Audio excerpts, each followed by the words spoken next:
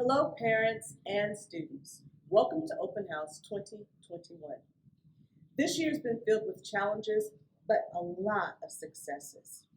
In English, we read the novel Ghost, and once we finished, the students were so excited that we actually got the community to donate Patina, our second novel. In history, we were even able to work collaboratively. We were able to work in groups and actually do group projects. In computer science, we coded, we created animations, and we are so proud of all of the things that we were able to do this year. Not only that, we went on virtual field trips. We partnered with the Dodgers and Microsoft and went on a field trip where the students were donated 3 computers. Congratulations to those 3 students.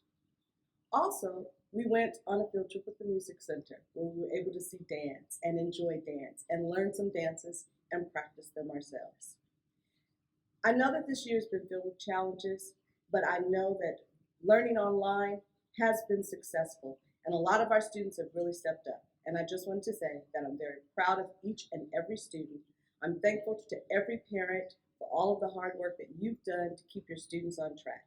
Welcome to Open House 2021.